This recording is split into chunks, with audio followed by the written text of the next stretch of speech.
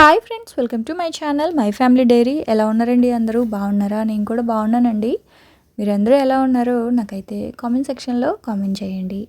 మీకు కనుక నా వీడియోస్ ఇంకా రెసిపీస్ నచ్చుతున్నట్టయితే నా ఛానల్ని సబ్స్క్రైబ్ చేసుకొని లైక్ చేయండి. సో ఇక్కడేమో నేను మల్టీగ్రెయిన్ గోధుమ పిండి పట్టించుకుందాం అని చెప్పేసి అన్ని పళ్ళెంలో పోసి ఎండబెడదామని రెడీ చేసుకుంటా ఉన్నానండి. మామూలుగా ఎప్పుడు గోధుమ పిండి బయట నుంచే తెప్పించుకుంటాను. ఎప్పుడో ఒక్కొక్కసారి గోధుమలు తెచ్చి ఆడిస్తూ ఉంటాను. సో ఇవాళ ఏంటి అంటే మల్టీగ్రెయిన్ గోధుమ పిండి చేసుకుందాం అనుకుంటున్నా. బయట నుంచి ఎప్పుడు కూడా ఆశీర్వాద్లో ఉంటుంది కదా మల్టీగ్రెయిన్ గోధుమ పిండి, మ్యాక్సిమం అదే తెప్పించుకుంటాను నేను. సో ఇవాళ ఏంటి అంటే ఇలా అన్ని ఎండలో పెట్టేసి నేనే పట్టిస్తూ ఉన్నాను అనమాట. ఇది వచ్చేసి ఒక 2 కేజీల గోధుమలు అండి. 2 కేజీల గోధుమలకి ఒక 1/2 కేజీ సజ్జలు తీసుకుంటున్నాను. మీ ఇష్టం, మీకు నచ్చిన గ్రెయిన్స్ ఏవైనా తీసుకోవచ్చు. సజ్జలు ఒక 1/2 కేజీ, అలాగే రాగులు ఒక 1/2 కేజీ తీసుకుంటున్నాను. అలాగే మొక్కజొన్న గింజలు ఉంటాయి కదా పాప్కార్న్ చేసుకునేవి, సో అవి ఒక 1/2 కేజీ అయితే తీసుకుంటున్నాను. ఇదిగోండి, పాప్కార్న్ గింజలు ఉంటాయి, గారెలు చేసుకునేవి ఉంటాయి. మీ ఇష్టం, ఏదైనా వేసుకోవచ్చు. 2 రకాల మొక్కజొన్న గింజలు అయితే ఉంటాయన్నమాట. సో ఏదైనా వేసుకోవచ్చు. ఆ తర్వాత ఇది వచ్చేసి బొబ్బర్లు, తెల్ల బొబ్బర్లు, తర్వాత ఎర్ర బొబ్బర్లు, తర్వాత శనగలు ఉంటాయి కదా, సో అవన్నమాట. ఇదేంటి అంటే ఆప్షనల్. శనగలు బొబ్బర్లు వేయాలి అనుకుంటే వేయచ్చు, లేకపోతే లేదు. ఓన్లీ గ్రెయిన్స్ ఒకటే వేసుకోవచ్చు. అలాగే జొన్నలు అండి, ఒక 1/2 కేజీ జొన్నలు కూడా వేయాలి. కాకపోతే జొన్నలు అనేవి నాకు మిస్ అయ్యాయి, షాప్లో లేవన్నారు. బ్లింకిట్లో పెడదామని చెప్పేసి చూస్తే జొన్నలు అనుకొని కొర్రలు అయితే పెట్టేశాను. కొర్రల ప్యాకెట్ వచ్చింది. సో అప్పుడు ఏంటంటే గోధుమ పిండిలో నాకు ఎందుకో కొర్రలు అంటే మిలెట్స్ అండి, అవి ఎందుకులే వేయడం అని చెప్పేసి నేను వేయలేదు. మిలెట్స్ తోటి దోశ పిండి, ఇడ్లీ పిండిలో వేసుకుంటే బాగుంటాయి. అందుకే ఇడ్లీయో దోశ చేసుకుందాంలే అని పక్కన పెట్టేసి అవైతే వేయలేదు. జొన్నలు ఒకటే మిస్ అయింది. సో మీరు జొన్నలు కూడా వేసుకోండి. ఒక 1/2 కేజీ జొన్నలు, 1/2 కేజీ కానీ 1/2 కేజీ కానీ వేసుకోవచ్చు. ఎందుకంటే మనం సపరేట్గా జొన్న రొట్టెలు, రాగి రొట్టెలు అంటే పర్టికులర్ ప్రాంతాల్లో తింటారు కానీ కొంతమంది తినరు కదా. సో చేయడం కూడా చాలా కష్టం. అవి కొంచెం నార్మల్ చపాతీతో పోలిస్తే జొన్న రొట్టెలు, రాగి రొట్టెలు కొంచెం కష్టమే. సో ఇలా పిండిలో కలిపేసి మల్టీగ్రెయిన్ చపాతీలా చేసుకుంటే ఎంచక్కా చపాతీలు తినొచ్చు, ప్లస్ హెల్త్కి కూడా మంచిదే కదా. అందుకని చెప్పేసి నేనైతే ఇవన్నీ కూడా ఇలా ప్లేట్లో పెట్టేసి మేడ మీద తీసుకెళ్ళి పెట్టేస్తూ ఉన్నా. బాగా ఎండలో కనుక ఎండితే పిండి అనేది సాఫ్ట్గా వస్తుంది, లేదు అంటే కొంచెం బరకగా ఉంటుంది. ఎందుకంటే ఇలాగా పళ్ళెంలో పెట్టేశాను. ఈవినింగ్ వరకు బాగా ఎండాయి అంటే మిల్లుకి పట్టించుకోవడమే. ఆ తర్వాత బట్టలు అయితే ఉన్నాయండి, అంటే మా వారివి, పిల్లలవి అన్నీ మడత పెట్టాను. నావేంటి అంటే ఐరన్ చేసుకుందాం అని చెప్పేసి పక్కన ఉంచేసానండి. నావి కొంచెం కాటన్ బట్టలు ఎక్కువ వేసుకుంటాను నేను. అయితే ఐరన్ లేకపోవడం వల్ల ముడతలు వస్తున్నాయి. ఐరన్ చేసుకుందాం కదా అని బట్టలన్నీ అలాగే ఉంచేసాను. అవేమో మడత కూడా పెట్టట్లేదు, ఇంకా ఎక్కువ ముడతలు పడిపోతున్నాయి. సో అందుకని చెప్పేసి అవన్నీ కూడా తెచ్చుకున్నాను, కనీసం మడత పెట్టుకుందాంలే అని చెప్పి. ఆ తర్వాత అవైతే పక్కన పెట్టాను. జ్యూస్ చేసి ఫ్రిడ్జ్లో పెడదాము, పిల్లలు వచ్చే టైం అయింది కదా అని చెప్పి. రాగానే వాళ్ళ అమ్మ తాగడానికి ఏదైనా ఉందా, తినడానికి ఏదైనా ఉందా అని అడుగుతారు కదా. సో అందుకని వాటర్ మిలన్ జ్యూస్ చేస్తున్నాను. వాటర్ మిలన్ జ్యూస్ అనే కంటే కూడా వాటర్ మిలన్ మిల్క్ షేక్ అని చెప్పొచ్చు. ఎందుకంటే పాలు వేసి చేస్తున్నాను అనమాట. మామూలుగా ఏంటి 2 విధాలుగా చేస్తాను. వాటర్ మిలన్లో జ్యూస్ చేసేసి అందులో కాస్త లెమన్, కొంచెం పుదీనా వేసుకొని సోడా కూడా వేసుకోవచ్చు. లేదు అనుకుంటే నిమ్మకాయ పిండేసి కాస్త లెమన్, సబ్జా గింజలు వేసుకొని తాగొచ్చు. లేదు అనుకుంటే ప్లెయిన్గా జ్యూస్ చేసుకొని తాగేయచ్చు. అయితే రాజమండ్రిలో అండి నేను ఇలా అంటే కొంచెం పాలేసి వాళ్ళు మిల్క్ షేక్ లాగా చేసి ఇచ్చారనమాట.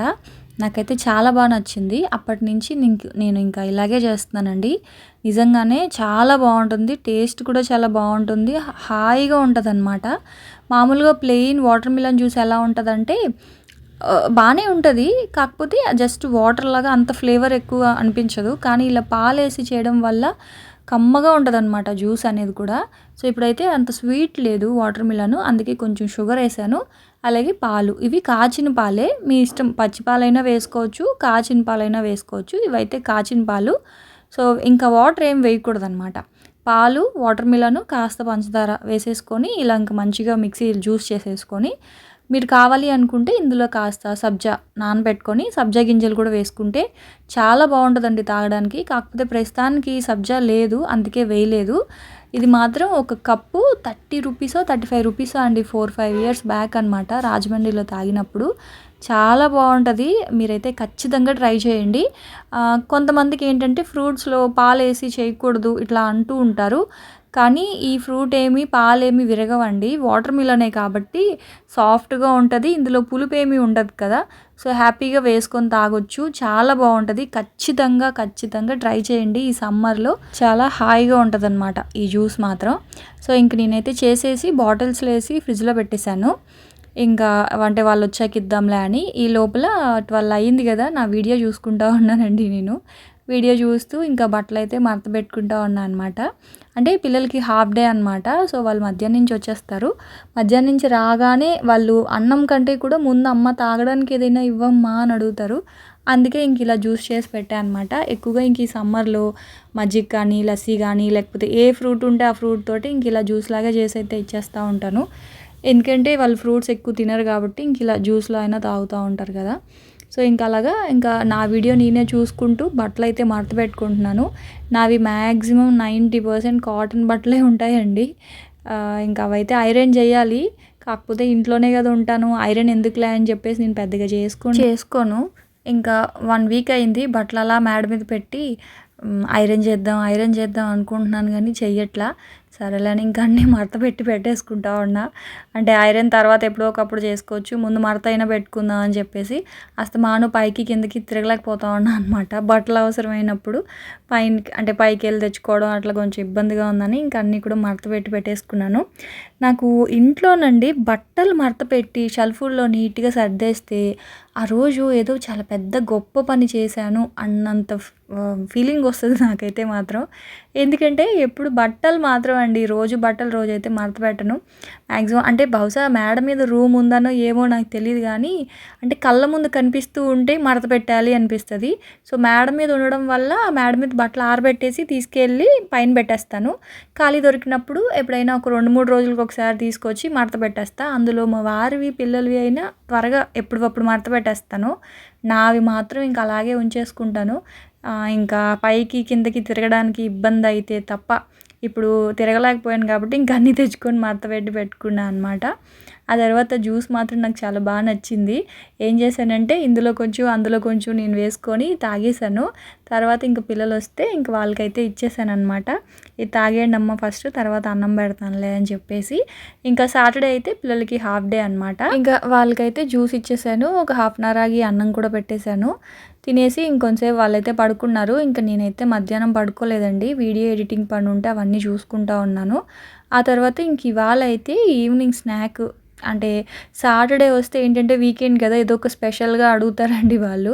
సరే అని చెప్పేసి ఇంక ఇవాళ వాళ్ళకి చాలా ఇష్టం అనమాట ఫ్రెంచ్ ఫ్రైస్. అయితే క్రీమీ చీజీ ఫ్రెంచ్ ఫ్రైస్ అయితే చేస్తున్నాను. యాక్చువల్గా ఇది తిని ఇంకా నైట్కి డిన్నర్ కూడా తినలేదు, అంత హెవీ అయిపోయింది. కానీ ఇది మనకి పెద్ద పెద్ద రెస్టారెంట్స్లో దొరుకుతాయి ఇలాంటివి. నిజానికి చెప్పాలంటే ఇంట్లో చాలా సింపుల్గా చేసేసుకోవచ్చు. సో ఫస్ట్ ఏం చేయాలి అంటే ఇలాగ పొటాటోస్ని ఫ్రెంచ్ ఫ్రైస్ లాగా ఇలా పొడవుగా కట్ చేసుకోవాలి. కట్ చేసుకున్న ఫ్రెంచ్ ఫ్రైస్లో కాస్త సాల్ట్ అలాగే ఒక స్పూను కార్న్ఫ్లోర్ అయితే వేసుకోవాలి. ఒకవేళ మీరు ఫ్రెంచ్ ఫ్రైస్ని స్టోర్ చేసుకోవాలి అనుకుంటే దానికి ప్రాసెస్ అనేది వేరేగా ఉంటుందండి. సో ఇదేంటి అంటే అప్పటికప్పటికే చేసుకునే ఇన్స్టెంట్ ఫ్రెంచ్ ఫ్రైస్ అనుకోవచ్చు. సో ఇదిగోండి సాల్ట్ అలాగే కార్న్ఫ్లోర్ వేసేసుకొని ఇలా మిక్స్ చేసేసి ఆయిల్లో డీప్ ఫ్రై చేయాలి అనుకుంటే ఆయిల్లో డీప్ ఫ్రై చేయొచ్చు. లేదు ఎయిర్ ఫ్రైయర్ కానీ ఇట్లాంటివి ఏదైనా ఉంటే వాటిల్లో కూడా ఇలా డైరెక్ట్గా పెట్టేయచ్చు. అయితే మీరు అన్ని పొటాటోస్ ఒకటేసారి కట్ చేసి అందులో సాల్ట్ అయితే అస్సలు వేయకూడదు. కావాలంటే కట్ చేసుకోండి అన్నీ. ఇప్పుడు కేజీ చేస్తున్నారనుకోండి, కేజీ ఒకటేసారి ఇలా కట్ చేసుకోవచ్చు. కానీ అందులో సాల్ట్ కార్న్ఫ్లోర్ మాత్రం వేయకూడదు. ఎందుకంటే సాల్ట్ వేసిన వెంటనే ఆ పొటాటోస్లో నుంచి వాటర్ బయటకు వచ్చేసి మనకి ఫ్రెంచ్ ఫ్రైస్ అనేవి క్రిస్పీగా వేగవు అనమాట. అందులో ఉన్న వాటర్ అంతా బయటకు వచ్చేస్తే మనకి ఇలా స్టిఫ్గా ఫ్రెంచ్ ఫ్రై అనేది నిలబడదు. ఆ పొటాటో అనేది ఇలా పొంగిపోతుంది, అందులో ఉన్న వాటర్ అంతా వెళ్ళిపోతుంది కాబట్టి మీరు ఒకవేళ ఆయిల్లో వేయాలి అనుకున్నా సరే కొన్ని ఫ్రెంచ్ ఫ్రైస్ ఒక గిన్నెలోకి తీసుకొని కాస్త సాల్ట్, కాస్త కార్న్‌ఫ్లోర్ వేసుకొని అప్పటికప్పటికే మిక్స్ చేసి ఆయిల్‌లో కావాలంటే ఆయిల్‌లో డీప్ ఫ్రై చేసుకోవచ్చు. లేదంటే ఇలా ఎయిర్ ఫ్రైయర్‌లో పెట్టేసుకోవచ్చు. అదే మీరు మనం మామూలుగా ఫ్రెంచ్ ఫ్రైస్‌ని నిల్వ చేస్తాం కదా! సో, ఆ ప్రాసెస్ వేరే అనమాట. అప్పుడేంటి అంటే ఒక 20% మనం ఫ్రెంచ్ ఫ్రైస్‌ని ఉడికిస్తాం. సాల్ట్ ఏసి వేడి నీటిలో ఉడికించడం వల్ల ఏమవుతదంటే ఫ్రెంచ్ ఫ్రైస్‌లో ఉన్న స్టార్చ్ అనేది కాస్త ఉడుకుతది. ఉడికినప్పుడు అందులో నుంచి వాటర్ అనేది బయటకొచ్చేదు. సో, అవి స్టిఫ్‌గా నించుంటాయన్నమాట. సో, ఉడికిచ్చినప్పుడు సాల్ట్ వేయొచ్చు కానీ, ఇలా మనం ఉడికించకుండా కలిపేటప్పుడు మాత్రం ఎట్టి పరిస్థితుల్లో సాల్ట్ వేసి అన్నీ ఒకటేసారి చేసుకోకండి. అప్పుడు పాడైపోతది రెసిపీ. సో, అదైతే నేను ఎయిర్ ఫ్రైయర్‌లో పెట్టేశాను. ఆ తర్వాత పాలైతే మరిగిపోయాయి కదండీ! ఇక్కడొచ్చేసి నేను వైట్ సాస్ చేసుకుంటున్నాను. బటర్ ఏసుకున్నాను. ఒక స్పూన్ బటరు, ఒక స్పూన్ ఆయిల్ అయితే వేసుకున్నాను. ఆ తర్వాత ఒక 2 స్పూన్స్ వరకు గోధుమ పిండి అయితే వేసుకున్నా. గోధుమ పిండి ఏసుకొని అందులో కాస్త కారము, వెల్లుల్లి ఒక 10 వెల్లుల్లిని 10 కాదు ఒక 4, 5 వెల్లుల్లిని చితక్కొట్టి వేసుకున్నాననమాట. సో, కారము, వెల్లుల్లి, గోధుమ పిండి బాగా బటర్‌లో వేగిన తర్వాత ఫస్ట్ మనం మరిగించి పెట్టుకున్నాం కదా పాలు, అవి కొంచెం వేసుకొని ఇలాగా మొత్తం ఉండలు లేకుండా కొంచెం పాలన్నీ వేసేసుకొని ఇలా కలిపేసుకోవాలి. సో, పాస్తాకి ఎలా అయితే చేసుకుంటామో వైట్ సాసు అలాగే అనమాట. సో, చాలామంది పాస్తా రెసిపీ కూడా అడుగుతున్నారు కదా! ఇంతేనండి. సో, ఇక్కడ నేను వైట్ సాస్ చేశాను కదా! ఒకవేళ మీరు పాస్తా కావాలి అనుకుంటే మాక్రోనీస్ ఉడకబెట్టేసి మాక్రోనీస్ అలాగే వెజిటబుల్స్ వేసేసుకుంటే మీకు పాస్తా అయితే రెడీ అయిపోద్దనమాట. సో, ఈ వైట్ సాస్ తోటి చాలా కాంబినేషన్స్ తినొచ్చు మనము. సో, ఇక్కడ చీజ్ కూడా వేసుకున్నాను. అలాగే కొంచెం మిక్స్డ్ హెర్బ్స్ వేసుకున్నాను. అలాగే చిల్లీ ఫ్లేక్స్, కొంచెం మిరియాల పొడి, రుచికి సరిపడా సాల్ట్ వేసేసుకొని ఇక్కడ వైట్ సాస్ అయితే చేసుకున్నాననమాట. సో, దీన్ని మీరు క్రిస్పీ చికెన్‌తో టేస్ట్ చేసుకోవచ్చు. తర్వాత బ్రోకలీ, ఆ తర్వాత మిక్స్డ్ వెజిటబుల్స్ అన్నీ బాయిల్ చేసి వేసుకోవచ్చు. లేదా ఫ్రై లాగా చేసి వేసుకోవచ్చు. మ్యాగీ వేసుకోవచ్చు. ఆ తర్వాత ఇంకా బాయిల్డ్ చికెన్ ఏసుకోవచ్చు. పక్కన కాస్త గార్లిక్ రైస్ చేసుకొని రైస్ కాంబినేషన్‌లో తినొచ్చు. ఈ వైట్ సాసు చాలా వాటిలకి మంచి కాంబినేషన్ అనమాట. చాలా బావుంటది. సో, ఇక్కడ ఇలాగ వైట్ సాస్ అయితే చేసుకున్నాను. ఈ లోపల ఇదిగోండి ఫ్రెంచ్ ఫ్రైస్ అయితే ఎంచక్కా అయిపోయాయండి. నాకైతే నిజంగా ఎయిర్ ఫ్రైయరు నేను రికమెండ్ చేస్తాను. నాకు మాత్రం చాలా నచ్చింది. మామూలుగా ఇన్ని ఫ్రెంచ్ ఫ్రైస్‌ని ఆయిల్‌లో ఫ్రై చేయాలి అంటే బోలెడంత ఆయిల్ వేసి అందులో ఫ్రై చేయాలి కదా! సో, ఇక్కడైతే నేను కరెక్ట్‌గా 2 అంటే 2 స్పూన్సే వేశాను. దాదాపు హాఫ్ కేజీ కన్నా ఎక్కువ పొటాటోస్. ఒక 30 కేజీ అని చెప్పొచ్చు. ఎందుకంటే కేజీ పొటాటోస్‌లో నేను ఒక 2 పొటాటోస్ పక్కన పెట్టుకున్నాను. మిగతా అన్నీ కూడా చేసేసాను. ఎందుకంటే మాకు అందరికీ కావాలి కదా! నాకు, మా వారికి, పిల్లలకి. సో, మా అందరికీ ఇష్టం కాబట్టి ఈ రెసిపీ దాదాపు హాఫ్ కేజీ కన్నా ఎక్కువ పొటాటోస్ చేసుకున్నాను. 2 స్పూన్స్ ఆయిల్ తోటి అంతే. సో, ఒక వాయి తీసేసాను. మళ్ళీ ఇంకొక వాయి కూడా వేసేసాను అనమాట. మీరు చూస్తున్నట్లయితే అప్పటికప్పటికి సాల్ట్ ఏసి కలుపుకున్నాను ఫ్రెంచ్ ఫ్రైస్‌ని. సో, ఇప్పుడు ప్రస్తుతానికైతే మాత్రం పిల్లల వరకు ఫస్ట్ వాయి ఉంది కదా! అది పిల్లలకి పెట్టేస్తా ఉన్నాను. ఇదిగోండి ఒకవైపు అయితే వైట్ సాస్ అయిపోయింది. ఇదిగోండి ఫ్రెంచ్ ఫ్రైస్ కూడా అయిపోయాయి. చాలా క్రిస్పీగా ఉంటది. ఇవి వైట్ సాస్‌లో వేసేసి కలిపేయకూడదండి. కలిపేస్తే ఏమవుతదంటే అవన్నీ కూడా మెత్తబడిపోతాయి. ఎప్పుడైతే తినాలనుకుంటున్నామో అప్పుడు ఈ వైట్ సాస్‌ని వేడి చేసుకొని ఆ ఫ్రెంచ్ ఫ్రైస్ మీద ఇలా వేసుకొని కావాలి అంటే కాస్త టమాటో కెచప్ కూడా ఏసుకోవచ్చు. కాకపోతే విష్ణు తినడు. అందుకని లక్కీకి సెపరేట్‌గా ఇచ్చాననమాట. టమాటో కెచప్ అయితే. సో, మీరు పైన కాస్త టమాటో కెచప్ కూడా ఏసుకొని తింటే అద్దిరిపోతది. బయట రెస్టారెంట్స్‌లో దీని కాస్ట్ అనేది చాలా ఎక్కువ ఉంటదనమాట. సో, వీకెండ్స్‌లో ఏదైనా స్పెషల్‌గా పిల్లలకి పెట్టాలి అన్నప్పుడు ఇలా ట్రై చేయండి. చాలా మంచి రెసిపీ. చెప్పాను కదా! ఏ కాంబినేషన్‌తో అయినా సరే చాలా బావుంటది వైట్ సాస్ కాంబినేషన్ తోటి. సో, నేను కూడా తినేసాను చెప్పాలంటే. తినేసిన తర్వాత ఇంకా మార్నింగ్ ఎండబెట్టుకున్నాం కదండీ గోధుమలు అవన్నీ. సో, మా వారొచ్చే టైం అవుతది. మిల్లుకి పట్టిద్దాంలే అని చెప్పేసి ఇంకా తీసుకెళ్తా ఉన్నా అనమాట. నిజానికి ఇది ఎండబెట్టడం ఇదంతా ఈజీయేనండి. ఆ మిల్లుకి పట్టించి దాన్ని నీట్‌గా స్టోర్ చేయడమే పెద్ద తలనొప్పి. ఎందుకంటే ఆ మిల్లులు అస్సలు ఖాళీ ఉండట్లేదు. ఇదివరకు వీధికి ఒక మిల్లు ఉండేది, పిండి మిల్లు. ఇప్పుడు అసలు మిల్లులే లేవు. ఎక్కడో ఉంటున్నాయన్నమాట. సో, మా వారొచ్చిన తర్వాత వెళ్తే నేను కూడా వెళ్ళాను మా ఆయనతో పాటు. నాకు దాదాపు 1 అవర్ పట్టిందండి ఇవి పట్టి ఇవ్వడానికి. సో, ఇంకేం చేశాను, నైట్ యాక్చువల్‌గా చపాతీ చేద్దాం అనుకుంటే పిల్లలేమో మాకు హెవీ అయిపోయిందమ్మా, మాకొద్దు, మాకు జ్యూసే ఇచ్చేసేయి అని చెప్పి అడిగారు. ఇంక మా ఆయన కూడా అదే అన్నారనమాట. ఆ ఫ్రెంచ్ ఫ్రైస్ అంత క్రీము, చీజ్ వేసి తినేసరికి హెవీ అయిపోయింది. నైట్ ఇంక డిన్నర్ ఏమీ వద్దు అన్నారు. సో, అందుకని చెప్పేసి వాళ్ళకైతే మళ్ళీ జ్యూస్ ఇచ్చేసాను. ఇంక ఈ చపాతీలనేవి పక్క రోజైతే చేశాననమాట. అయితే మిల్లుకి పట్టించినప్పుడు చాలా వేడిగా ఉంటది కదండీ పిండి. సో, అలాగే మూతేసి పెట్టేస్తే బూజు పట్టేసి పురుగు పట్టేస్తది. సో, దాన్ని ఇలా ఒక పళ్ళెంలో పెట్టేసి, పళ్ళెంలో బాగా ఆరబెట్టాలనమాట. అందులో ఏమన్నా కొంచెం గడ్డలు గడ్డలుగా ఉంటాయి కదా! అవంతా కూడా గరిటెతోటి మంచిగా కలిపేసి, దాన్ని ఇలా ఒక బాక్స్‌లో ఏసి, అంటే కంప్లీట్‌గా చల్లారిపోవాలి. చల్లారిపోయిన తర్వాతనే స్టోర్ చేసుకోవాలి. లేదంటే మాత్రం పురుగు పట్టేసినా, బూజు పట్టినా పట్టొచ్చు. సో, అదైతే డబ్బాలో వేసేసుకున్నాను. ఆ తర్వాత ఇంక ఇది పక్క రోజు మరి చపాతీలు ఎలా వచ్చాయో మీకు చూపించాలి కదా! సో, కాస్త సాల్ట్ అలాగే కాస్త ఆయిల్ వేసుకొని కొంచెం కొంచెం వాటర్ వేసుకుంటూ పిండి కలుపుకోవాలి. మీరు చేత్తో చపాతీలు చేసేలా ఉంటే పిండిని ఇప్పుడు నేను కలిపినంత లూజ్‌గా అయితే కలపొద్దు. నేను రోటీ మేకర్‌లో చేస్తాను కాబట్టి చపాతీ పిండి అనేది చాలా లూజ్‌గా కలుపుకుంటాను. అంటే వాటర్ అనేది చాలా ఎక్కువ వేస్తాననమాట. ఇదిగోండి ఇలాగా. ఇలా కలిపితేనే రోటీ మేకర్‌లో చపాతీ అనేది అంటే బాగా స్ప్రెడ్ అయ్యి సాఫ్ట్‌గా ఉంటదండి. పిండి గట్టిగా కలిపితే మాత్రం రోటీ మేకర్‌లో చపాతీలు చేయలేం.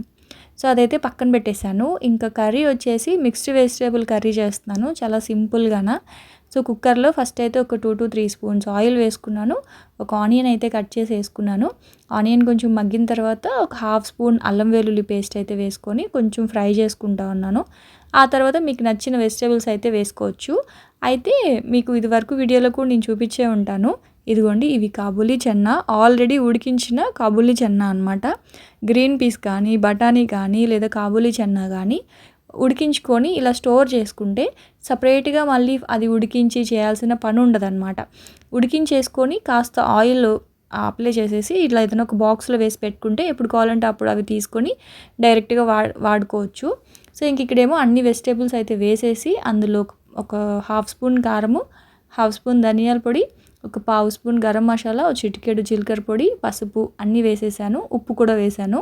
ఆ తర్వాత టమాటో ప్యూరీ, టమాటాలని మిక్సీ చేసేసి అది కూడా వేసేసాను. కొంచెం వాటర్ వేసేసుకొని మూత పెట్టేస్తే మనకి మిక్స్డ్ వెజిటబుల్ కర్రీ రెడీ. మీ దగ్గర ఉంటే జీడిపప్పు పేస్ట్ వేసుకోవచ్చు, పెరుగు వేసుకోవచ్చు, కొబ్బరి పేస్ట్ వేసుకోవచ్చు. కాకపోతే ఇప్పుడు నా దగ్గర ప్రెజెంట్ అవి ఏమీ లేవు. అందుకే టమాటా ప్యూరీ ఒక్కటే వేసా అనమాట. సో, అవి గనుక ఉంటే అవి కూడా వేస్తే జీడిపప్పు పేస్ట్ అలాంటివి వేస్తే కమ్మగా ఉంటది ఇంకా చెప్పాలంటే. సో, లేవు కదా, లేకపోయినా పర్లేదు బావుంటది. సో, ఇంక అలా కుక్కర్ పెట్టేసాను. ఒక 2 విజిల్స్ వస్తే అన్నీ ఉడికిపోతది. కూర రెడీ అయిపోతది. ఇంక ఈ లోపల ఇదిగోండి ఇదైతే పిండి బాగా నానింది. ఇప్పుడు వీటిల్ని కొంచెం చిన్న చిన్న బాల్స్ లాగా చేయాలి. చపాతీ పిండి కొంచెం కలపడమే కొంచెం చిరాకండి. ఎందుకంటే అంటుకుపోతా ఉంటది. అంటే ఇలా కలిపినప్పుడు మరి చేతికి అంటుకుంటది కదా! అప్పుడు చేతికి కాస్త ఆయిల్ అనేది రాసుకుంటూ ఇలా బాల్స్ లాగా చేయాలి. ఒక్కసారి ఈ బాల్స్ చేసి పెట్టేసుకున్నాము అంటే ఎన్ని చపాతీలైనా ఈజీగా రోటీ మేకర్‌లో చేసేయొచ్చనమాట. కాకపోతే నించొనైతే చేయలేము. కూర్చొని చేయొచ్చు. మీకు చూపించడానికి నించొని చూపిస్తున్నాను కానీ ఇవి ఎంచక్కా తీసుకొని వెళ్ళి హాల్‌లో ఎక్కడైనా ప్లగ్ పెట్టేసుకొని కూర్చొని ఎంచక్కా చేసుకోవచ్చండి. స్టవ్ మీద ఎలా అయితే చేస్తామో అలాగే అనమాట. అయితే దీన్ని వాటర్ తోటి కడగకూడదు. షాక్ కొడతదండి. నా దగ్గర ఇదివరకు ఫస్ట్ ఒకటి ఉండేది. అదేంటంటే ఆయిల్ వేసినప్పుడు జిడ్డు పట్టేస్తది కదా! అందుకని నేను వాటర్‌తో కడిగేసాననమాట సబ్బు పెట్టి. అంతే సెకండ్ టైము జమ్మని షాక్ కొట్టేసింది.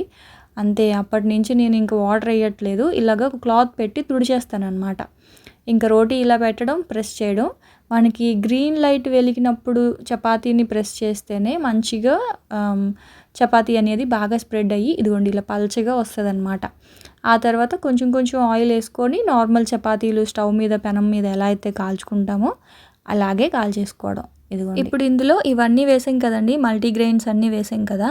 అయినా సరే ఇది మనకి నార్మల్ చపాతీలాగే ఉంది. పెద్ద వేరియేషన్ అయితే ఏమీ లేదు. కాకపోతే కలర్ కాస్త చేంజ్ అయిందనమాట అంతే. అంటే రాగులు అవన్నీ వేసాం కదా! కొంచెం కలర్ చేంజ్ అయింది అంతే.